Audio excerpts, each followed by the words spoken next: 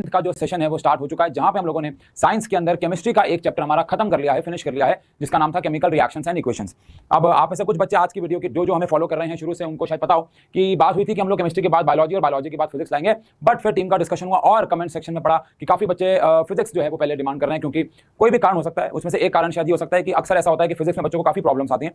तो बच्चों, ये चैनल आप लोगों के लिए है, आप लोग जो बोलेंगे वो पहले ही किया जाएगा, बाकी इसके बाद हम लोग बायोलॉजी कर लेंगे फिर। लेकिन कुछ बच्चों ने बायोलॉजी का चैप्टर भी कहा था कि शिवांगी मैम आए पढ़ाएं, लेकिन कुछ बच्चों ने कहा कि हमें फिजिक्स का चैप्टर पहले पढ़ना है। मतलब यहाँ टीचर की बात नहीं हो रही है, यहाँ पे सब्जेक्ट की बात हो रही है कि काफी बच्चों ने कहा कि जो फिजिक्स है उसमें काफी प्रॉब्लम्स आ रही हैं, तो उसको हम लोग करें। अच्छा, अब एक बात और, क्योंकि ऑफलाइन में ये मैंने देखा इस साल क्या हुआ कि बहुत सारे स्कूल्स में इलेक्ट्रिसिटी चैप्टर कराया गया और बहुत सारे स्कूल्स में लाइट कराया गया। मतलब मेजॉरिटी ऑफ द स्कूल्स में तो लाइट ही कराया गया, 70-80% बच्चों के स्कूल में लाइट ही कराया गया, लेकिन अगेन 20% स्कूल ऐसे भी थे जहां पे उनको इलेक्ट्रिसिटी कराया गया। अब अगर आपके स्कूल में भी ऐसा है, ऑल्दो मैंने कहा था कमेंट करो, और कुछ बच्चों के कमेंट भी आए और ज्यादातर बच्चों का अगेन लाइट ही आया, लेकिन फिर भी अगर आपके स्कूल के अंदर इलेक्ट्रिसिटी कराया जा रहा है तो हमने इलेक्ट्रिसिटी के कंप्लीट लेक्चर इस चैनल पर डाल रखे हैं, जो कि लास्ट ईयर के थे, मतलब कि लास्ट सेशन के थे। एक्चुअली लास्ट ईयर तो बहुत बड़ी बात है, अभी 4 महीने पहले 3 महीने पहले वहां पे डाले गए, 2 महीने पहले वहां पे डाले गए थे एट द एंड, क्योंकि उनका जो है वो टर्म 2 में इलेक्ट्रिसिटी नाम का चैप्टर आया था। अब ऐसा नहीं है कि इस चैनल पे इलेक्ट्रिसिटी होगा, नहीं होगा, इस सेशन में अलग तरीके से होगा, कुछ एडिशनल चीजें होंगी, लेकिन अभी जिनके एग्जाम है और उनका इलेक्ट्रिसिटी आ रहा है तो वो वहां से जाके वो लेक्चर्स देख सकते हैं। लेकिन आज हम यहाँ पे शुरू कर रहे हैं हमारा चैप्टर लाइट। लाइट का एक्चुअली पूरा नाम है लाइट रिफ्लेक्शन एंड रिफ्रैक्शन। तो यहाँ पे हम लोग अपना चैप्टर शुरू करते हैं फिजिक्स का, ठीक है जी। अब ये चैप्टर एक ऐसा चैप्टर है जो कि अगर मैं 100% में से डिवाइड कर दूं तो 10% जो है वो हमारी थियरी है, 10% हम लोगों को थियरी के बारे में बात करनी है। आप कह सकते हो बचे हुए 90% में से 45% डायग्राम है एंड 45% न्यूमेरिकल्स है। अब जो डायग्राम्स हैं उन पे आपको बहुत मेहनत करनी है, और डायग्राम पहले होते हैं उसके बाद ही न्यूमेरिकल हो पाते हैं। अगर आपने डायग्राम्स को ढंग से नहीं करा है तो न्यूमेरिकल्स पे आपकी जो पकड़ है, आपकी जो मजबूती है वो नहीं बन पाएगी। और डायग्राम्स भी बिल्कुल ज्योमेट्री बॉक्स का मतलब ज्योमेट्री बॉक्स के अंदर के सामान के इस्तेमाल से आपको बनाने हैं, कंपास के। वो जब डायग्राम्स आएंगे तब आप समझ जाएंगे, यानी कि डायग्राम्स को रफली ना बनाएं, फेयरली बनाएं। जहां जहां वीडियो पे डायग्राम्स आएंगे आप लोग उनको फेयरली ड्रॉ करते चले, या जब आप पीपीटी आपको मिलती है उसके बाद जब आप उसके बारे में कहीं तो नोट करते ही होगे उसको, तो डायग्राम की प्रैक्टिस अल्टीमेटली कहने का मतलब आपको ईमानदारी से करनी है। चैप्टर में सब कुछ आप कह लो डायग्राम ही है, क्योंकि डायग्राम होंगे तो न्यूमेरिकल्स होंगे। तो 45% डायग्राम हो गए, 45% न्यूमेरिकल हो गए, और वो तभी होंगे जब डायग्राम होंगे। तो 90% चैप्टर आपका इस चीज पे डिपेंड करता है कि आप डायग्राम को कितने अच्छे से, कितने ईमानदारी से बनाते हैं। चलिए, इससे पहले हम आगे बढ़े, आप सबसे पहले बात करते हैं कि लाइट क्या है। तो देखा जाए तो लाइट एक प्रकार से एक एनर्जी है। आई होप आप सब जानते ही होंगे कि लाइट जो है वो एक प्रकार से एक एनर्जी होती है। Light is a form of energy which create a sensation of vision in our eye. यानी अगर हमें किसी भी चीज को देखना हो तो बेसिकली लाइट जो है वो हमारी हेल्प करती है। लाइट क्या है? लाइट एक ऐसी फॉर्म ऑफ एनर्जी है जिससे हम चीजों को देख पाते हैं, बिल्कुल बेसिक है। अब लाइट कुछ फिनोमिना करती है, अगर आपको ना पता हो तो लाइट के कुछ फिनोमिना है। लाइट इस दुनिया में कुछ चीजें करती है, जिसमें से एक है रिफ्लेक्शन, जिससे चैप्टर की शुरुआत होगी। एक है रिफ्रैक्शन, जो कि चैप्टर का अगला 50% है। लेकिन लाइट और भी चीजें करती है जो आपको इस चैप्टर के अंदर नहीं पढ़नी है। जैसे कि लाइट करती है इंटरफेरेंस। आप में से किसी को भी शायद इसके बारे में ना पता हो, अनलेस अनटिल आप लोगों ने 12th क्लास की पढ़ाई की हो, तो क्यों की होगी अगर आप 10th में आए हो तो। चलो, इंटरफेरेंस। फिर एक होता है पोलराइजेशन, अगेन इसके बारे में भी आप नहीं जानते हैं। और फिर होता है डिफ्रैक्शन। लाइट जो है ये 5 फिनोमिना करती है, जिसमें से हमें 2 फिनोमिना जो है, 2 प्रोसेस जो है 10th क्लास में पढ़ने हैं, और बाकी का इंटरफेरेंस, पोलराइजेशन और डिफ्रैक्शन जो है वो आपको पढ़ना है 12th क्लास में। चैप्टर का नाम है रे ऑप्टिक्स। ये वाले जो बाकी के 3 हैं ये आपको 12th क्लास में पढ़ने हैं। चैप्टर का नाम है रे ऑप्टिक्स, वहां पे, ठीक है जी। लेकिन अभी फिलहाल हमारे यहाँ पे 2 फिनोमिना आ रहे हैं, एक आ रहा है रिफ्लेक्शन और एक आ रहा है रिफ्रैक्शन। अब रिफ्लेक्शन और रिफ्रैक्शन क्या होते हैं, इनके बारे में फोकस होगा। तो आज हम शुरू कर रहे हैं रिफ्लेक्शन, जो कि अगर मान लेते हैं ये चैप्टर, मुझे भी नहीं पता ऑनलाइन में, बट ऑफलाइन में तो काफी लंबा चलता है, लेकिन अगर मान लेते हैं ऑनलाइन में ये चैप्टर थोड़ी देर के लिए, मान लो 6 लेक्चर भी चलता है, लेट अस सपोज, तो 3 लेक्चर रिफ्लेक्शन के होंगे और 3 लेक्चर रिफ्रैक्शन के होंगे। इक्वली डिवाइडेड है टॉपिक, ठीक है। तो पहले शुरुआत करते हैं रिफ्लेक्शन के बारे में कि रिफ्लेक्शन का क्या मतलब है। सबसे पहली बात, रिफ्लेक्शन जो है वो सिर्फ लाइट ही नहीं करती है। रिफ्लेक्शन जो है वो दुनिया में बहुत सारी चीजें करती हैं, जैसे कि बॉल भी रिफ्लेक्शन करती है। अगर मैं बॉल को दीवार पे मारूंगा तो वो टकरा के वापस आ जाएगी, this is also reflection, bounce back होना। 9th क्लास में एक चैप्टर था साउंड, जो कि लास्ट ईयर काफी हद तक कट गया था, बट साउंड भी रिफ्लेक्शन करती है। अब जैसे कि मैं बात कर रहा हूं ऐसा करके, अब फिलहाल अभी तो आप मेरी आवाज माइक से सुन रहे हो, बट जहां पे मैं ऑफलाइन में बच्चे बैठे हैं, मान लो यहाँ बेंच लगे हुए हैं और बच्चे बैठे हुए हैं, अब मैं यहाँ पे पढ़ा रहा हूं तो मैं अपना मुंह इधर रख के बात कर रहा हूं, तो मेरी जो आवाज है वो निकल रही है, बोर्ड पर टकरा रही है, टकरा के बच्चों तक जा रही है। This is called reflection of sound. Reflection of sound के साथ साथ रिफ्लेक्शन ऑफ लाइट भी होता है। जैसे कि एक छोटा सा एग्जांपल देता हूं, इस कमरे में ऊपर यहाँ पे ना काफी लाइट्स लगी हुई है, ठीक है। अगर मैं लाइट्स को बंद कर दूं तो देखना क्या होगा, 1 सेकंड के लिए देखो। अगर मैं लाइट्स को बंद कर देता हूं तो देखो क्या होगा, मैं अंधेरे में चला गया, है ना। अब मैं फिर से लाइट्स को ऑन कर दूंगा, आप समझ जाओगे। लेकिन अभी फिलहाल यहाँ पे एक लाइट जल रही है अभी भी, इसलिए आपको थोड़ा बहुत दिख रहा हूँ। अगर मैं ये लाइट भी बंद कर दूंगा, लेकिन उसका स्विच दूर है, वहां जा नहीं रहा, तो मैं आपको बिल्कुल भी नजर नहीं आऊंगा। अब हुआ क्या, अब मैं जैसे कि इसकी लाइट वापस से अगर ऑन कर देता हूँ तो इस यहाँ पे कुछ लाइट लगी हुई है, इनसे लाइट निकल के मेरे फेस पर टकरा रही है, मेरे बॉडी पर टकरा रही है, टकराने के बाद कैमरे में जा रही है। This is also reflection of light. इसको भी हम समझेंगे डिटेल में, लेकिन पहले बेसिक समझ लेते हैं। This is also reflection of light. ये रिफ्लेक्शन ऑफ लाइट ही है बेसिकली। रिफ्लेक्शन ऑफ लाइट का मतलब लाइट का किसी भी सर्फेस पे, ऑब्वियस बात है, लाइट अगर किसी पॉलिश्ड सर्फेस पर टकराएगी तो ज्यादा बेहतर रिफ्लेक्शन करेगी। लेकिन लाइट का टकरा के किसी भी मीडियम में वापस चले जाना is called reflection of light. अब इसको अगर हम समझें यहाँ पे, तो रिफ्लेक्शन ऑफ लाइट को समझने के लिए हम यहाँ पे एक डायग्राम सा बना लेते हैं। जैसे कि फॉर एन एग्जांपल, ये हमारे पास एक कोई भी पॉलिश्ड सरफेस है। अब पॉलिश्ड सरफेस का मतलब कई बार बच्चे मिरर भी समझ लेते हैं, ठीक है, वो भी बात सही है, लेकिन ये एक टाइल भी हो सकती है। इवन ये हमारा मोबाइल फोन भी हो सकता है जो अभी फिलहाल इसकी स्क्रीन ऑफ है। इवन ये बोर्ड भी हो सकता है अगर ऑफ है। ये भी सारे पॉलिश्ड सरफेस ही है बेसिकली, बट मिरर हो जाएगा तो मजा ही आ जाएगा, ठीक है ना। अब अगर मैं इसके ऊपर एक लाइट रे गिरता हूं, जो लाइट रे गिरी जाती है उसे कहा जाता है इंसिडेंट रे। जो लाइट रे गिरी जाती है, जो लाइट रे गिरती है पॉलिश सरफेस पे, that is known as incident ray. और जो लाइट रे टकरा के वापस से उसी मीडियम में आ जाती है, this is known as reflected ray. इसे हम रिफ्लेक्टेड रे भी बोलेंगे, अभी हम इसको और डिटेल में बात करेंगे। लेकिन लाइट गई और टकरा के वापस आ गई, इसे कहा जाता है रिफ्लेक्शन ऑफ लाइट। लाइट गई और टकरा के वापस चली गई, this is known as reflection of light. इसे रिफ्लेक्शन ऑफ लाइट कहा जाता है बेसिकली, ठीक है। अब रिफ्लेक्शन ऑफ लाइट में यहाँ पे एक छोटी सी चीज है, एक छोटा सा फिनोमेना है कि अगर मैं एक मिरर पे, एक पॉलिश्ड सरफेस पे एक लाइट को गिरता हूं, तो लाइट टकरा के वापस से रिफ्लेक्ट हो जाएगी। एक बारी हम इस वीडियो में ये देखते हैं। कहने का मतलब है यहाँ पे आप एक बारी, मैं क्लिप ऐड कर रहा हूं जहां मैंने ऑफलाइन क्लास के अंदर रिफ्लेक्शन ऑफ लाइट को दिखाया हुआ है कि मिरर पे लाइट गिरी, टकराने के बाद वापस से उसी मीडियम में चली गई, कैसे लाइट रिफ्लेक्शन करती है और कैसे कुछ ऑब्जेक्ट्स अच्छा रिफ्लेक्शन करते हैं और कुछ ऑब्जेक्ट्स बुरा रिफ्लेक्शन करते हैं। इस वीडियो में क्या एक मिरर है, मिरर पे लाइट जा रही है, 1 मिनट का शॉट मैंने भी हाल ही में डाला था, बट मैं यहाँ पे भी डाल रहा हूँ। मिरर पे टकराई, टकरा के वापस चली गई। लेकिन जब हम उसी लाइट को टाइल पे मारेंगे तो टाइल पे मारने के बाद वो कम रिफ्लेक्शन करेगी एज कंपेयर टू मिरर, क्योंकि मिरर एक अच्छा पॉलिश सरफेस है। टाइल क्या करती है, थोड़ी बहुत लाइट को एब्जॉर्ब कर लेती है, तो फिर उतना अच्छा रिफ्लेक्शन नहीं करती, बट करती है। वहीं पे अगर हम वॉल पे, दीवार पे मारेंगे तो ना के बराबर रिफ्लेक्शन होगा, क्योंकि दीवार एक बहुत अच्छा पॉलिश सरफेस नहीं होगा ऑब्वियसली बात, दुनिया की हर चीज रिफ्लेक्शन करती है, कुछ ज्यादा करते हैं कुछ कम करते हैं। एक बार इस क्लिप को देखते हैं हम लोग। कुछ चीजें बहुत अच्छा रिफ्लेक्शन करती हैं और कुछ चीजें बहुत ही गंदा रिफ्लेक्शन करती हैं, ठीक है। अब आपको क्या लगता है हमारे पास जो प्लेन मिरर है, क्या ये अच्छा रिफ्लेक्शन करेगा? सर दिखा सबको? चलिए, अब अगर मैं इसको प्लेन मिरर पे मारूंगा तो बताओ क्या रिफ्लेक्शन कर रहा है? क्या प्लेन मिरर एक अच्छा रिफ्लेक्टर है? यहां से सुनना, जो जाने वाली रे है इंसिडेंट रे और जो टकरा के जाने वाली है रिफ्लेक्टेड रे, क्या लगभग उनकी इंटेंसिटी सेम है? पाजी तुम क्या स्नैपचैट बना रहे हो? पाजी कह रहे स्नैप तो पा लिए। अच्छा बताओ, टाइल से रिफ्लेक्शन हो रहा है ना? मिरर के मुकाबले वो दम नहीं है। बोलो लक्ष्य के छात्र गोली मार दे। मार दो, क्या बिगाड़ा तुम्हारे बच्चे ने? तो जाने वाले की इंटेंसिटी ज्यादा है लेकिन रिफ्लेक्ट होने वाले की कम है। तो मैं इसको दीवार पे लेके जाऊंगा, बोलो हाय हाय छी। आप देखो ना के बराबर रिफ्लेक्शन हो रही है। ये दो, ये कर रहा था, हाँ ये देखो, कुछ चीजें बहुत अच्छा रिफ्लेक्शन करती हैं और कुछ चीजें बहुत गंदा रिफ्लेक्शन करती हैं। हाँ, अब आई होप आपने इस क्लिप को देखा और आप समझे हो कि रिफ्लेक्शन हर कोई करता है, लेकिन कुछ चीजें ज्यादा करती है, कुछ चीजें कम। अब क्लास के अंदर हम लोग और ज्यादा चीजों पर रिफ्लेक्शन करवाते हैं, मोबाइल की स्क्रीन पे भी करवाते हैं, पंखे पे भी करवा रहे हैं, ट्यूबलाइट पे भी करवा रहे हैं, और देख रहे हैं कि कौन ज्यादा अच्छा रिफ्लेक्शन कर रहा है, कौन कम। लेकिन रिफ्लेक्शन हर कोई चीज करती है, आप ऐसा कह सकते हैं, ठीक है। फिर आता है इस चैप्टर में ऑब्जेक्ट। रिफ्लेक्शन को भी हम और पढ़ेंगे, मैंने आपको बताया पूरे 3 लेक्चर रिफ्लेक्शन ही चलना है, तो इसके बारे में और बातें समझ पाओगे। अभी के लिए रिफ्लेक्शन का मतलब लाइट गई, पॉलिश पर टकराई और वापस से उसी मीडियम में आ गई, this is known as reflection of light. अब यहाँ पे ऑब्जेक्ट क्या है, इस चैप्टर में ऑब्जेक्ट क्या है? अगर हम लोग अभी ये चैप्टर पढ़ रहे होते हैं केमिस्ट्री का, मैटर इन आवर सराउंडिंग, तो हमारे लिए ऑब्जेक्ट कौन होता है? Anything which occupy space and have some mass, इसे हम क्या कहते हैं?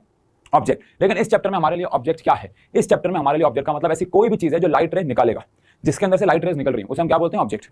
अब एक बहुत बड़ी प्रॉब्लम है, कई बच्चों को लगता है कि अगर मैंने ऐसा बोला कि ऐसा कोई भी चीज जिससे लाइट रे निकल रही है वो ऑब्जेक्ट है, तो बच्चों को लगता है जैसे कि ट्यूबलाइट बिल्कुल ठीक है, जैसे कि सन बिल्कुल ठीक है, जैसे कि जलती हुई कैंडल बिल्कुल ठीक है। बट क्या इस चैप्टर के हिसाब से, लाइट के हिसाब से मैं एक ऑब्जेक्ट हूं? तो आंसर है हाँ, क्योंकि आप मुझे देख पा रहे हो, इसका मतलब मुझसे भी लाइट तो निकल रही है। बट वो अलग बात है कि वो लाइट मेरी है कि नहीं है। और इसी वजह से हमारे पास 2 प्रकार के ऑब्जेक्ट्स होते हैं। एक होता है luminous objects which have their own light, जिनके पास उनकी खुद की लाइट होती है, उन्हें ल्यूमिनस ऑब्जेक्ट्स कहा जाता है। फॉर एग्जांपल सन हो गया, बाकी कोई और स्टार्स हो गए, बात तो एक ही है, सन और स्टार तो एक ही बात होती है। बर्निंग कैंडल हो गया, बर्निंग कैंडल में भी देखा जाए तो उसकी जो फ्लेम है उसकी बात हम कर रहे हैं, नीचे वाली बॉडी नॉन ल्यूमिनस ही होती है, सिर्फ फ्लेम वाले हिस्से की बात करें तो वो ल्यूमिनस है ना। या फिर आपकी जलती हुई एक ट्यूबलाइट जो ऑन है, ऑब्वियसली बात है ऑन वाली ट्यूबलाइट है ना, ऑफ वाली थोड़ी ना, ऑन वाली जिसकी खुद की लाइट है, तो ल्यूमिनस ऑब्जेक्ट्स है। अब ल्यूमिनस ऑब्जेक्ट्स हमें दिखते कैसे? ये हमारी आंख है, प्लीज मान लीजिएगा, भावनाओं में भैया। और यहां पे एक कैंडल है। अब कैंडल के जो फ्लेम है, ये वाला हिस्सा जो है वो ल्यूमिनस है, ये वाला जो हिस्सा है वो ल्यूमिनस है। अब अगर ये ल्यूमिनस है तो इससे लाइट निकली और हमारी आंख में चली गई और एज अ रिजल्ट हमें ये कैंडल दिख गई। एज सिंपल एज दैट, बहुत सिंपल है ये तो, कोई दिक्कत ही नहीं। यहाँ पे तो रिफ्लेक्शन ऑफ लाइट भी इन्वॉल्व नहीं है, फ्लेम से लाइट निकली आपकी आंख में पहुंच गई, this is known as no this is, ये कोई ऐसी कोई टर्म तो नहीं है सॉरी। बट ल्यूमिनस ऑब्जेक्ट कौन सा है? ऐसा ऑब्जेक्ट जिनके पास they have their own light, उनके पास खुद की लाइट है और उनसे लाइट निकलती है, हमारी आंख में चली जाती है और हम उसको देख लेते हैं। लेकिन अगर ये बात करें नॉन ल्यूमिनस ऑब्जेक्ट्स की, जिनकी पढ़ाई काफी इंटरेस्टिंग है, सबसे पहली बात तो which do not have their own light, जिनके पास उनकी खुद की लाइट नहीं है, दे reflect light from other objects. ये अदर ऑब्जेक्ट्स यानी दूसरे ऑब्जेक्ट से निकलने वाली लाइट को क्या करते हैं? रिफ्लेक्ट करते हैं, तो इन्हें हम कह देते हैं नॉन ल्यूमिनस। पहले एग्जांपल लेते हैं, फिर देखते हैं कि रिफ्लेक्शन ऑफ लाइट की मदद से हम इन्हें कैसे देख पाते हैं। एग्जांपल के, अरे यार बहुत सारे एग्जांपल हैं। ह्यूमंस हैं, ह्यूमंस के पास खुद की कोई लाइट नहीं होती है, ह्यूमन नॉन ल्यूमिनस ऑब्जेक्ट इनके पास खुद की लाइट नहीं होती है, ऑल्दो कुछ लोग होते हैं जो चमकते हैं। क्या बात है, बहुत गहरी बात बोली मैंने। ह्यूमन वैसे तो नॉन ल्यूमिनस है, लेकिन कुछ इंसान इस दुनिया में ऐसे हैं जो बच्चे चमकते हैं, जिनका काम चमकता है, जिनकी पर्सनैलिटी चमकती है, जिनका करेक्टर चमकता है। आशु बहुत गहरी बातें करने लग गया, बहुत बढ़िया। लेकिन बेटा वैसे ऑब्जेक्ट्स वैसे जो ह्यूमंस होते हैं वो नॉन ल्यूमिनस होते हैं। यस।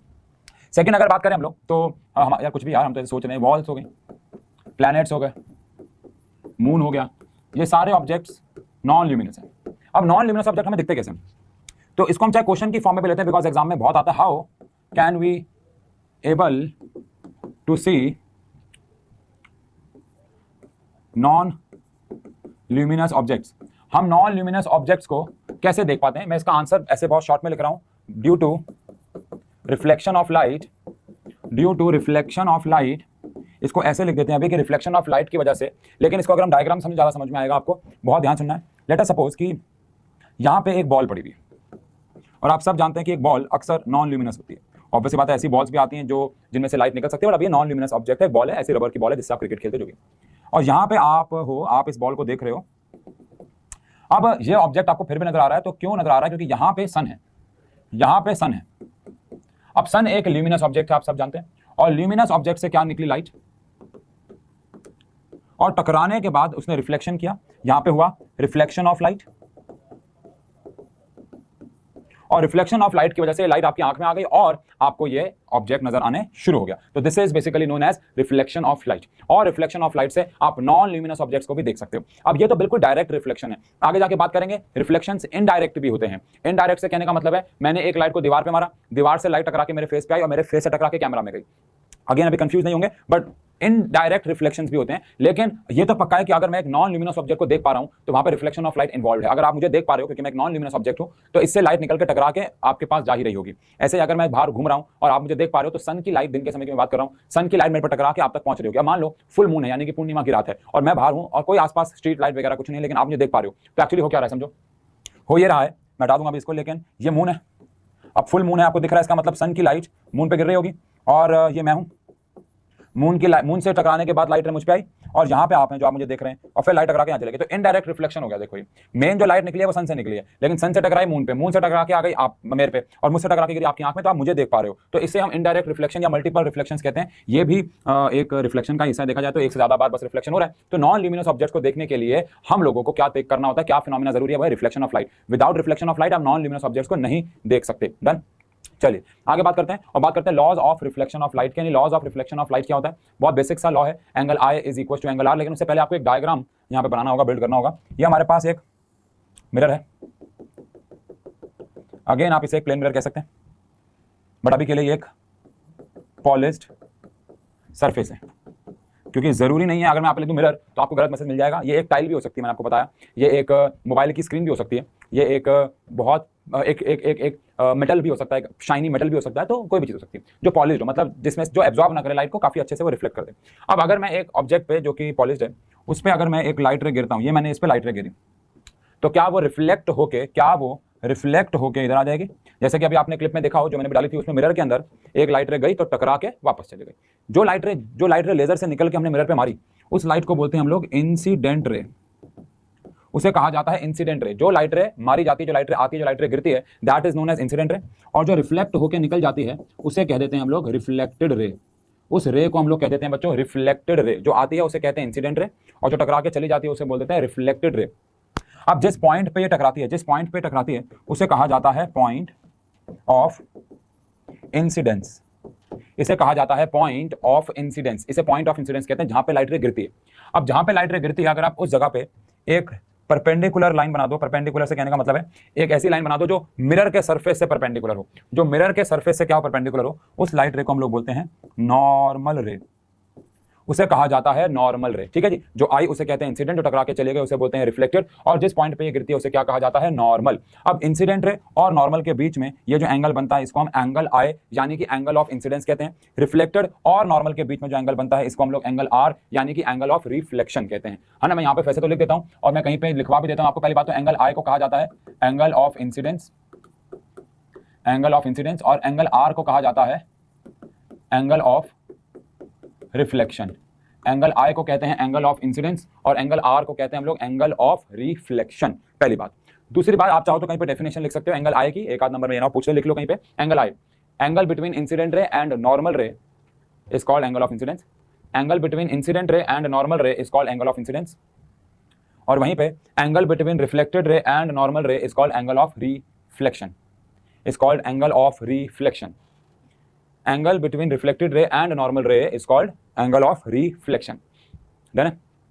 अच्छा, अब आप मुझे बताओ कि क्या जो पहला लॉ है जिसको हम फर्स्ट लॉ कह रहे हैं, क्या हम ऐसा कह सकते हैं कि एंगल आई और एंगल आर बराबर होता है, यानी कि एंगल ऑफ इंसिडेंस हमेशा बराबर होता है एंगल ऑफ रिफ्लेक्शन के, एंगल ऑफ इंसिडेंस हमेशा बराबर होता है किसके, एंगल ऑफ रिफ्लेक्शन के। अब इसका मतलब बहुत सिंपल है कि अगर एंगल आई को मैं बढ़ाऊंगा, अगर एंगल आई बढ़ेगा बढ़ेगा बढ़ेगा बढ़ेगा तो एंगल आर भी हमारा बढ़ता चला जाएगा, यानी कि एंगल आई को अगर मैं रखता हूं 30 डिग्री तो एंगल आर जो है वो भी 30 रहेगा, अगर एंगल आई को मैं रखता हूं 40 डिग्री तो एंगल आर भी 40 डिग्री ही रहेगा, अगर मैं एंगल आई को रखता हूं 60 डिग्री तो एंगल आर जो है वो भी 60 डिग्री हो जाएगा, और ऐसे अगर मैं एंगल आई को रखता हूं मान लो 75 डिग्री तो एंगल आर भी 75 डिग्री हो जाएगा। वैसे तो इसको नाप के मेजर करके भी निकाला जा सकता है, लेकिन अगेन हम लोग इसको ऑफलाइन में बहुत रफ तरीके से कैसे समझाते हैं, जिसकी मैं अभी अगेन एक क्लिप डाल रहा हूं कि हमारे पास अगर एक प्लेन मिरर है, अभी जो हमने आपको दिखाया था, और अगर हम उसके ऊपर लेजर लाइट मारे तो एक सर्टेन एंगल पे मार रहे हैं तो एक सर्टेन एंगल पे वो बाहर निकल रही है। अब अगर मैं धीरे धीरे एंगल को बढ़ाऊंगा, धीरे धीरे एंगल को बढ़ाऊंगा, धीरे धीरे एंगल को बढ़ाऊंगा, धीरे धीरे एंगल को बढ़ाऊंगा तो एंगल आई जो है बढ़ेगा, एंगल आई जो है बढ़ेगा, और अगर एंगल आई बढ़ेगा तो उसके साथ साथ एंगल आर बढ़ेगा। जैसे ये हमारे पास इंसिडेंट रे थी और ये हमारे पास रिफ्लेक्टेड रे थी, ऐसे थी। अब अगर मैं इंसिडेंट रे के एंगल को बढ़ाऊंगा तो रिफ्लेक्टेड रे का एंगल भी बढ़ेगा, ठीक है ना। मैं इस वीडियो को डाल रहा हूं, इसमें ऑडियो डालूंगा तो आप समझना कि एंगल आई जा रहा है और धीरे धीरे एंगल आई बढ़ेगा, एंगल आई बढ़ेगा तो एंगल आर बढ़ेगा, एंगल आर बढ़ेगा, और हम चाहें तो इसको मेजर भी कर सकते हैं, although that will take time, that will take more efforts, that will, और वो जरूरी भी नहीं है, बिकॉज रफली दिख भी रहा है कि एंगल आई के बढ़ाने पे जिस रेट से एंगल आई बढ़ा रहे हैं, जितना एंगल आई बढ़ा रहे हैं उतना एंगल आर भी बढ़ रहा है, बढ़ रहा है, तो फिर उसको मेजर करके, मेजर तो किया जा सकता है, करते भी हैं, स्कूल में एक्सपेरिमेंट्स भी होते हैं, बट अभी फिलहाल उसको करने की जरूरत नहीं है, वो फिर अभी टाइम कंज्यूमिंग हो जाएगा, ठीक है ना। तो ये आप वीडियो देखेंगे, इस क्लिप के बाद में डाल रहा हूं, अभी हम अपना टाइम नहीं वेस्ट करेंगे, आप समझ लो यार। यस सर, करना है। सबसे पहली बात तो ये लाइट दिख रही सबको? Yes sir. अब ये हमारी इंसिडेंट रे और एक ये भी जा रही है, वो क्या रिफ्लेक्टेड है? Yes sir. अब मैं क्या कर रहा हूं, देखो धीरे धीरे एंगल ऑफ इंसिडेंस को बढ़ा रहा हूं, तो क्या एंगल ऑफ रिफ्लेक्शन बढ़ रहा है? Yes sir. अगर मैं एंगल ऑफ इंसिडेंस बढ़ाऊं तो एंगल ऑफ रिफ्लेक्शन बढ़ रहा है। अगर मैं देखो यहां पे एक नॉर्मल इमेजिन कर लूं, क्या इमेजिन कर लूं? अगर मैं नॉर्मल क्या कर लूं बच्चों, इमेजिन, तो एंगल ऑफ इंसिडेंस नापा जा सकता है? Yes sir. Angle of reflection नापा जा सकता है? Yes sir. अगर मैं एंगल ऑफ इंसिडेंस को, हाँ, तो आई होप आपने वीडियो देखी। अब सेकंड लॉ हमारे पास जो आता है वो क्या है, incident ray, reflected ray and normal ray all lie on the same plane, यानी ये जो इंसिडेंट रे है, ये जो रिफ्लेक्टेड रे है और ये जो नॉर्मल रे है, ये सब के सब सेम प्लेन पे लाई करेंगे। इसका मतलब है अगर आपने इंसिडेंट रे, ये मिरर है अगेन, अगर आपने इंसिडेंट रे को इस प्लेन से मारा तो रिफ्लेक्टेड रे इस प्लेन से बाहर चली जाएगी। अब अगर आप इंसिडेंट रे का प्लेन चेंज करोगे, है ना, इसको ऐसे समझते हैं, इसको ऐसे समझते हैं कि अगर ये हमारे पास प्लेन मिरर है, अब अगर इंसिडेंट रे यहां से आ रही है तो रिफ्लेक्टेड रे इसी प्लेन से चली जाएगी। अब अगर मैं इंसिडेंट रे यहां से मारूंगा तो रिफ्लेक्टेड रे यहां जाएगी। अब अगर मैं इंसिडेंट रे पीछे से मारूंगा तो रिफ्लेक्टेड रे आगे चली जाएगी। कहने का मतलब ये है कि ये मिरर है अगर, और मैं इस पे इंसिडेंट रे लेजर से यहां मारूं तो रिफ्लेक्टेड यहां है। अब अगर मैं उसका प्लेन चेंज करूंगा, मैं इंसिडेंट रे को यहां से मारने के बजाय, मैं इंसिडेंट रे को यहां से मारने के बजाय यहां से मारूं तो वो आगे निकल जाएगी। अभी आप शायद कैमरा में नहीं समझ पा रहे होंगे, लेकिन इंसिडेंट रे के प्लेन को चेंज करने पे रिफ्लेक्टेड रे का प्लेन भी चेंज होगा। तो इंसिडेंट रे का प्लेन चेंज होगा तो रिफ्लेक्टेड रे का प्लेन चेंज होगा। और अगेन इसके लिए भी हमने क्या किया, मिरर लिया, इस पे इंसिडेंट रे मारी लेजर से, और हम इस लेजर के इंसिडेंट रे को चेंज कर रहे हैं। तो अगर इंसिडेंट रे चेंज होगी तो उसके साथ साथ इंसिडेंट रे का प्लेन चेंज होगा, तो उसके साथ साथ रिफ्लेक्टेड रे का भी प्लेन चेंज होगा, क्योंकि इंसिडेंट रे और reflected ray all on the same plane. मतलब अगर यहाँ पे मैंने मान लो मिरर रखा हुआ है और ये मेरे पास इंसिडेंट रे, तो टकराने के बाद ये मेरी रिफ्लेक्टेड रे इसी प्लेन पे जाएगी, इसी बोर्ड पे जाएगी। ऐसा नहीं हो सकता कि मैं बोर्ड से मार रहा हूँ इंसिडेंट रे और रिफ्लेक्टेड रे यहाँ से बाहर आ जाए, नहीं, इंसिडेंट रे, रिफ्लेक्टेड रे नॉर्मली तीनों के तीनों एक ही पेपर पे, एक ही प्लेन पे, एक ही सर्फेस पे लाई करेंगे। कहने का मतलब ये है। तो incident ray, reflected ray and normal to the point of incidence all lie in the same plane, ठीक है ना।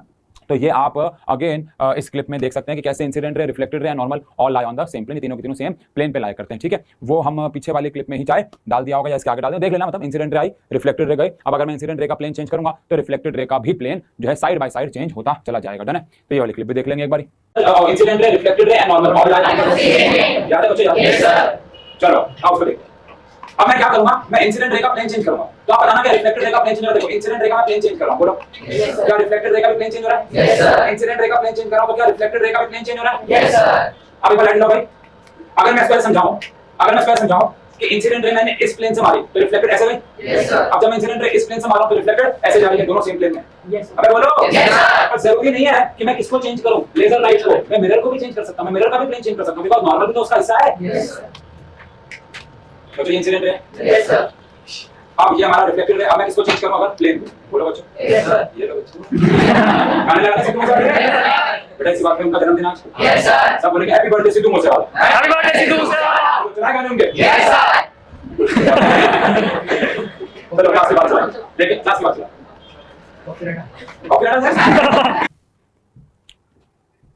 हाँ, तो आई होप ये क्लियर है कि फर्स्ट लॉ क्या कहता है, angle i is always equal to angle r. Angle i हमेशा एंगल आर के बराबर रहता है। और सेकंड लॉ कहता है कि जो इंसिडेंट रहे और जो रिफ्लेक्टेड रहे और जो नॉर्मल रहे all lie on the same plane, हमेशा सेम प्लेन पे जो है वो लाई करते हैं। डर है? Okay report. चलिए अब यहाँ पे बात करते हैं थोड़ी सी इमेज के बारे में कि इमेज क्या होती है। देखो लाइट के बारे में बात कर रहे हैं और यहाँ पे लाइट जो है वो फड़फड़ा रही है। हाँ चलो अब इमेज क्या होती है। देखो इमेज के बारे में बेसिक बातें आप जानते हैं शायद कि इमेज का मतलब होता है किसी भी चीज की ऑप्टिकल अपीयरेंस, मतलब जो हमें दिख रहा है लेकिन वो है नहीं। हम यहाँ फिजिक्स की इमेज की बात कर रहे हैं, लाइट चैप्टर की इमेज की बात कर रहे हैं। ऐसा नहीं कि यार इस इंसान की इमेज कैसी है, इस इंसान की इमेज अच्छी नहीं है, ये गुस्सेल है इसकी इमेज, ये गुस्से वाला लगता है, इसकी इमेज ही ऐसी बन गई है, वो वाली इमेज की बात नहीं कर रहे हैं। हम यहाँ बात कर रहे हैं फिजिक्स की इमेज की, मतलब किसी का ऑप्टिकल अपीयरेंस। अब ऑप्टिकल अपीयरेंस का मतलब क्या होता है जरा समझे। फॉर एन एग्जाम्पल अगेन आप अपनी गाड़ी के साइड में शीशे में पीछे की गाड़ियां लोग देख पाते हो क्या? वो वहाँ पे होते हैं? नहीं, बट आपको दिख रहे हैं। आप गाड़ी चला रहे हो, आपके साइड में शीशा है, आप पीछे के लोगों को देख पा रहे हो, बट वहाँ पे है नहीं, लेकिन आपको फिर भी नजर आ रहे हैं। बस वो आपका एक वो आपको बस वहाँ नजर आ रहे हैं, वो उनकी इमेज है, वो एक्चुअली वहाँ पे है नहीं, बस आपको वो नजर आ रहे हैं, अपीयर हो रहे हैं। तो बेसिकली वो क्या है? इमेज है। किसी भी ऑब्जेक्ट की ऑप्टिकल अपीयरेंस को हम बोलते हैं इमेज। सॉरी यार, आप जैसे कि फॉर एन एग्जाम्पल यहीं पे बात कर लें थोड़ा सा, तो जब सन से लाइट निकली और आपकी आंख में टकराई तो आंख के पीछे जाके आपकी एक इमेज फॉर्म हुई है ना। हम लोग एक चैप्टर पढ़ेंगे human I and it's colourful world, बहुत ही प्यारा, बहुत ही रिमार्केबल चैप्टर। वहां पे हम इसके बारे में बात भी करेंगे कि हमारे आंख में एक रेटिना नाम की एक स्क्रीन होती है, काइंड ऑफ, थोड़ा बहुत शायद किसी ने पढ़ा बचपन में। तो वहां पे इमेज फॉर्म होती है। जैसे कि मैं अभी इस कैमरे को देख पा रहा हूं, तो ये कैमरे से जो लाइट निकल रही है मेरे आंख में रेटिना पे जाके एक इमेज फॉर्म कर रही है। या शीशे में आप अपने आप को देख पाते हो, तो शीशे के पीछे आपको अपनी एक इमेज बनती हुई नजर आती है, उसको इमेज बोलते हैं। मतलब ऑप्टिकल अपीयरेंस, किसी भी चीज की ऑप्टिकल अपीयरेंस जो है, चाहे वो रिफ्लेक्शन से हो चाहे वो रिफ्रैक्शन से हो। अभी आप रिफ्रैक्शन वर्ड नहीं समझते हो तो अभी आप उसको छोड़ो, लेकिन जैसे कि रिफ्लेक्शन की वजह से जो इमेज फॉर्म हुई, this is known as image. अच्छा, जरूरी नहीं है कि रिफ्लेक्शन से फॉर्म हो, जैसे कि ल्यूमिनस ऑब्जेक्ट से सीधा लाइट रे निकली और आपकी आंख में गिर गई, तो यहाँ पे जरूरी नहीं है देखो कि आपकी जो इमेज है फॉर्म हो रिफ्लेक्शन से, वो भी जरूरी है। लेकिन ठीक है, रिफ्लेक्शन या रिफ्रैक्शन या सीधा ही कोई ऑप्टिकल अपीयरेंस पैदा होती है तो उसे बोलते हैं हम लोग इमेज। अब इमेज दो प्रकार की होती है, एक होती है रियल इमेज और एक होती है वर्चुअल इमेज। अब रियल इमेज और वर्चुअल इमेज को आप बेहतर तरीके से तब समझ पाओगे जब हम रे डायग्राम पढ़ेंगे, पर अभी के लिए डेफिनेशन वाइज बात करें, ऐसी इमेज जो मिरर के फ्रंट में बनती है, मिरर के फ्रंट में बनती है, उन्हें रियल इमेज कहते हैं। और ये वाली इमेजेस स्क्रीन पे ऑब्टेन की जा सकती है, पर्दे पे लाई जा सकती है। जैसे कि प्रोजेक्टर जब इमेज बनाता है तो उसे पर्दे पे गिरते हैं तो वो पर्दे पे आ जाती है। तो ऐसी इमेजेस जो पहली बात तो मिरर के फ्रंट में बनेगी, और दूसरी बात इनको स्क्रीन पे ऑब्टेन किया जा सकता है। अब मिरर के फ्रंट में बनेंगे, ये आपको भी समझ में नहीं आ रहा होगा, मैंने आपको बताया ये तब समझ में आएगा जब हम लोग रे डायग्राम्स कर रहे होंगे, जब हम लोग इमेज फॉर्मेशन करेंगे तो बेहतर समझ में आएगा। बट अभी ठीक है, हम इमेज के बारे में बात कर रहे हैं तो उनकी डेफिनेशन नहीं आ गई। ऑल्दो ये बेहतर समझ में कब आएगा, जब हम लोग बात कर रहे हैं रे डायग्राम्स की इमेज फॉर्मेशन की। तो रियल इमेज कौन सी इमेज है? ऐसी इमेज जो मिरर के फ्रंट में बनती है, मिरर के फ्रंट में, मिरर के आगे, मिरर के पीछे नहीं, मिरर के आगे बनती है। मतलब अगर यहाँ पे कहीं पे मिरर है तो मिरर के इधर बनेगी, उसे बोलेंगे रियल इमेज। और ये इमेज स्क्रीन पर ऑब्टेन कर सकते हैं। अब आप सोच रहे हो कि इसके एग्जांपल, तो मैंने आपको बोला कि इसके एग्जांपल मैं कब दे पाऊंगा, जब हम लोग बात करेंगे रे डायग्राम की। अभी मैं नहीं दे सकता, आपको समझ में नहीं आएगा, मतलब कहने का ये। और आता है वर्चुअल इमेज, इसका उल्टा, ऐसी इमेज जो मिरर के पीछे बनती है, जो मिरर के बैक साइड पे बनती है, उसे कहा जाता है वर्चुअल इमेज। इमेज जो मिरर के बैक साइड पे फॉर्म होती है उसे कहा जाता है वर्चुअल इमेज, ठीक है। और ये इमेजेस स्क्रीन पे भी ऑब्टेन नहीं की जा सकती। मतलब अगर आप इस इमेज को मारोगे पर्दे पे तो पर्दे पे कुछ भी नजर नहीं आएगा, ये बनेगी ही नहीं, उन्हें बोलेंगे वर्चुअल इमेजेस। नाम से सुनो, वर्चुअल मतलब कि इमेजिनरी। हालांकि इमेज तो वैसे ही इमेजिनरी होती है, लेकिन ये इमेजेस जो रियल होती है उनको पर्दे पे ला सकते हैं। अब आप प्रोजेक्टर से इमेज मारो शाहरुख खान की तो पर्दे पे शाहरुख खान आ जाएगा, नोरा फतेही आ जाएंगी। लेकिन अगर कोई इमेज वर्चुअल होगी तो पर्दे पे फॉर्म नहीं होगी, है ना। वही मैं कह रहा हूं, इसका एग्जैक्ट मतलब क्या है वो आपको बाद में समझ में आएगा। लेकिन इमेज दो प्रकार की और होती है जो यहां पे मेंशन नहीं है। एक होता है इन्वर्टेड इमेज और एक होती है इरेक्ट इमेज। एक होती है इन्वर्टेड इमेज और एक होती है इरेक्ट इमेज। अब इन्वर्टेड इमेज क्या होती है? इन्वर्टेड इमेज नाम से कुछ सुनने में लग रहा है, नाम से कुछ पता चल रहा है। इन्वर्टेड इमेज वो है when up side is down. अगर अप साइड इमेज डाउन की तरफ बन जाए, मतलब ऊपर वाला हिस्सा नीचे आ जाए और नीचे वाला हिस्सा अगर ऊपर आ जाए, तो ऐसी को हम बोलेंगे इन्वर्टेड इमेज। और फिर आती है erect image, when up side is up, यानी ऊपर वाला हिस्सा ऊपर ही बने और नीचे वाला हिस्सा ऑब्वियसली नीचे बने। ऐसी इमेज को हम लोग क्या बोल देंगे? Erect image. अगेन समझो, मैं अपने आप को शीशे में देख रहा हूं और मेरा ऊपर वाला हिस्सा ऊपर ही नजर आ रहा है, तो इसे कौन सी इमेज कहेंगे हम? समझ रहे हो? इसे कहेंगे हम इरेक्ट इमेज। ऊपर का हिस्सा ऊपर, जो कि यार आपके घर के शीशों में नजर आता होगा, आपके सबके घर में शीशे होंगे और आपके घर के शीशों के अंदर जो ऊपर की इमेज है वो ऊपर नजर आती होगी, तो ऐसी इमेज को हम लोग क्या बोलेंगे? Erect image. लेकिन ऐसे भी शीशे आपने देखे होंगे शायद, नहीं तो हम आपको दिखाएंगे, मतलब कैसे कैमरे में पता नहीं दिखा पाओगे नहीं, लेकिन आप सबको पता है यार ऐसे शीशे भी होते हैं जिनमें अगर आप अपने आप को देखो, अपनी शक्ल को देखो, तो आप अपने आप को उल्टा देख रहे होगे, आपको अपने आप को उल्टा नजर आएगा। मतलब आपका मुंडी ऊपर नजर आ जाएगी, पैर नीचे। या मान लो आप ये स्टाइलस देख रहे हो तो ये जो पॉइंटेड एंड है वो नीचे आ जाएगा और ये वाला हिस्सा ऊपर, तो मतलब इमेज जो है वो उल्टी हो जाएगी। ज्यादा इसमें मेहनत करने की जरूरत नहीं मेरे हिसाब से। तो ये हो जाएगी हमारी इन्वर्टेड इमेज। और इरेक्ट इमेज मतलब अप साइड इज अप ही रहेगा, डर। तो दो प्रकार की इमेज इस तरीके से भी हम समझ सकते हैं। अब मिरर क्या होता है? अगेन मिरर एक ऐसा कोई भी पॉलिश्ड सरफेस है जिससे काफी अच्छे अमाउंट में रिफ्लेक्शन होता है। अब कहने का मतलब क्या है? मिरर एक तो मिरर वो गया जो आप सबके घरों में है ही, लेकिन एक ऐसे भी तो मिरर होते हैं जो आपको लगता नहीं है कि मिरर है। जैसे कि अगेन फॉर एन एग्जाम्पल ये जो स्क्रीन है, अब अगर मैं इसी वक्त अभी स्क्रीन को बंद कर दूं, है ना, मान लो मैं यहाँ से स्क्रीन को ऐसे बंद कर देता हूँ, अब मुझे नहीं पता आप देख पा रहे हो कि नहीं, लेकिन क्योंकि आप एकदम कैमरे के साइड में हो, लेकिन मैं अपनी इमेज स्कैनर देख पा रहा हूँ। थोड़ी बहुत नजर आ रही होगी शायद, है ना, थोड़ी बहुत नजर आ रही होगी, लेकिन जैसे कि मेरी टी शर्ट यहाँ पे नजर आ रही होगी, लेकिन मैं तो साइड में हूँ, मैं तो इसके मैं अपने आप को पूरा देख पा रहा हूँ। और आशु क्या हाल है, मैं अपने आप को पूरा देख पा रहा हूँ। तो ये वैसे तो एक मिरर नहीं, अब मैं किसी से पूछूंगा मिरर तो बोलेगा नहीं, लेकिन फिजिक्स के अकॉर्डिंग ये भी मिरर है, क्योंकि ये भी काफी अच्छे अमाउंट में क्या कर रहा है, रिफ्लेक्शन कर रहा है। जो भी काफी अच्छे अमाउंट में रिफ्लेक्शन करता है उसे मिरर कहते हैं। इवन एक टाइल भी आप कह सकते हो फिजिक्स के अंदर एक मिरर मानी जा सकती है। कभी आपने देखा बहुत ज्यादा न्यू व्हाइट रंग की शाइनी टाइल के अंदर भी आप अपनी इमेज को फॉर्म कर सकते हो। इवन फ्लोर पे पानी पड़ा हुआ है तो पानी में भी आप अपनी इमेज देख सकते हो, है ना, देखते ही होंगे, देखा ही होगा आप लोगों ने। तो वो भी काइंड ऑफ एक मिरर का ही काम कर रहा है। मिरर मतलब जो यार हाईली पॉलिश्ड हो, जिससे रिफ्लेक्शन काफी अच्छे अमाउंट में हो रहा हो, उसको हम लोग एक प्रकार से मिरर कह देते हैं। अब मिरर आपको पता है दो प्रकार के होते हैं, एक होता है प्लेन मिरर और एक होता है स्फेरिकल मिरर। एक होता है प्लेन मिरर और एक होता है स्फेरिकल मिरर। अब इसमें बोलने की जरूरत नहीं है शायद, प्लेन मिरर एक ऐसा मिरर है जो प्लेन है, ये इमेज फॉर्म करता है, बात करेंगे। लेकिन प्लेन मिरर एक ऐसा मिरर है जो प्लेन है, मतलब कि अब जो चपटा है। और ऐसे ही आएंगे स्फेरिकल मिरर्स जो स्फेरिकल होंगे, जिनके बारे में आज हम बात नहीं कर रहे हैं, लेकिन प्लेन मिरर हम सबके घरों में है। अब प्लेन मिरर जब एक इमेज फॉर्म करता है, क्योंकि आप सबके घरों में है तो आपको ज्यादा मुश्किलें नहीं होंगी। जब प्लेन मिरर एक इमेज फॉर्म करता है तो वो इमेज हमेशा वर्चुअल और इरेक्ट होती है। वर्चुअल मतलब मिरर के पीछे बनती है, और मैंने आपको कहा था मिरर के पीछे बनने वाली इमेज वर्चुअल होती है, और उस इमेज को स्क्रीन पे भी ऑब्टेन नहीं कर सकते। सेकेंडली, इमेज हमेशा इरेक्ट होती है, आप सबको पता है, अप साइड हमेशा अप रहता है ना, तो ये इमेज हमेशा क्या रहेगी, इरेक्ट रहेगी। ये तो सबको पता है, घर में सबके है। इसके बाद distance of image and that of object is equal from the mirror, मतलब अगर मिरर से जो हमारा ऑब्जेक्ट है वो 10 सेंटीमीटर की दूरी पे है, तो जो इमेज फॉर्म होगी वो भी ऐसा ही लगेगा कि वो 10 सेंटीमीटर पे। आप मिरर से दूर जाओगे तो इमेज भी दूर जाएगी, आप पास आओगे इमेज पास आएगी। जितना ऑब्जेक्ट मिरर से दूर होगा उतनी ही इमेज भी मिरर से दूर जो है वो फॉर्म होने वाली है, ठीक है। इसके बाद the image form always same size, यानी जो इमेज फॉर्म होगी उसका साइज भी सेम होगा। इमेज बड़ी इमेज छोटी ऐसा नहीं होता है। अच्छा एक बात और बता दूं, आपने बात की थी कि इमेज इरेक्ट, इन्वर्टेड, रियल और वर्चुअल के साथ साथ डिमिनिश्ड और मैग्नीफाइड भी होती है ना। इमेज जो है वो डिमिनिश्ड का मतलब होता है relatively smaller in size, relatively smaller, यानी ऑब्जेक्ट के मुकाबले अगर इमेज हमारी छोटी बनी तो उसको डिमिनिश्ड इमेज बोल देते हैं। और ऐसे ही एक होता है मैग्नीफाइड, जिसको एनलार्ज्ड भी कह देते हैं।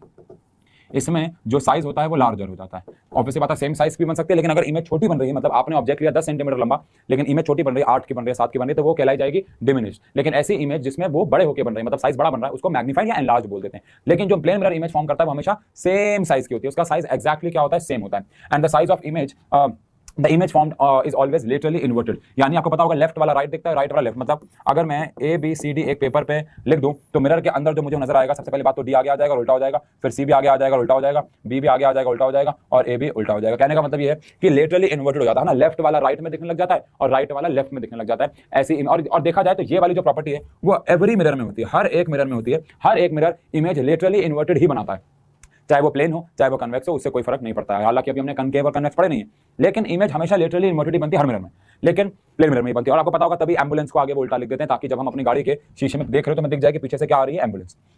हालांकि आपको ही पता है ये तो फॉर्मेलिटी है, जब तक एम्बुलेंस नहीं लिखा होगा, मैं बत्ती लगी हो, 222 कर रहा हो, अंदर ग्लूकोज चल रहा, हम नहीं हटेंगे। वो तो आपको पता है यार, अब तो एम्बुलेंस की अपीयरेंस ही ऐसी हो गई है कि दूर से ही पता चल जाता है कि एम्बुलेंस है, लिखने की कोई जरूरत नहीं होती है उस पर। बट स्टिल ठीक है, एक फॉर्मेलिटी होती है, पूरी करनी होती है। तो जो इमेज फॉर्म करता है प्लेन मिरर हमेशा वर्चुअल है, इरेक्ट है, सेम साइज की है, सेम डिस्टेंस पे और लेटरली इन्वर्टेड है ना। तो यहाँ पे हमने लोगों ने आज जो बात करी बेसिकली वो बात करी कि लाइट क्या है, रिफ्लेक्शन क्या है, रिफ्लेक्शन का इंट्रोडक्शन किया, ऑब्जेक्ट क्या है, ऑब्जेक्ट दो प्रकार के, ल्यूमिनस और non luminous. Non luminous object को देखने के लिए we use reflection of light. First law आया एंगल आई एंगल आर के बराबर है, कुछ चीजें देखी। सेकंड लॉ आया एंगल आई जो है वो एंगल आर के बराबर तो है, लेकिन अगर मैं इंसिडेंट रे के प्लेन को चेंज करूंगा तो रिफ्लेक्टेड रे का प्लेन भी जो है वो चेंज होगा। इसके बाद हमने पढ़ा कि इमेजेस 6 प्रकार के अलग अलग हैं, रियल और वर्चुअल एक है, इन्वर्टेड और इरेक्ट एक है, और डिमिनिश्ड और मैग्नीफाइड एक है। फिर प्लेन मिरर क्या होता है और वो जो इमेज बनाता है उसके क्या क्या हमारे पास कैरेक्टर्स होते हैं, सिंपल है। अब अगली क्लास में हम लोग स्फेरिकल मिरर्स को शुरू करेंगे, स्फेरिकल मिरर्स को स्टार्ट करेंगे और उस टॉपिक को आगे हम लोग क्या कर देंगे, कंटिन्यू। फिर रे डायग्राम्स वगैरह आएंगे, तो ज्योमेट्री बॉक्स अपने साथ रखें और ध्यान रखें जो भी डायग्राम यहाँ पे आ रहे हैं, चाहे आज 2 या चाहे 1 आया, चाहे ये तो नहीं आया, हमेशा आप आपको स्केल या पेंसिल से बनाएं, और आगे आने वाले में तो आपको कंपास वगैरह भी चाहिए होंगे, तो वो अपने पास रखें, ठीक है बच्चों। तो ये चैप्टर काफी इंटरेस्टिंग है, मजा आने वाला है। और एक्सपेरिमेंट्स के साथ जो हमने अभी आज कंसेप्ट समझा, अगर वो समझ में आया तो कमेंट सेक्शन पे एक दिल जरूर छोड़िएगा कि भाई ठीक है, ऐसे हम बीच बीच में एक्सपेरिमेंट डालते रहें कि नहीं, ठीक है जी। ये आपका टाइम तो नहीं वेस्ट हो रहा उससे। चलिए मिलते हैं, thank you so much, thank you.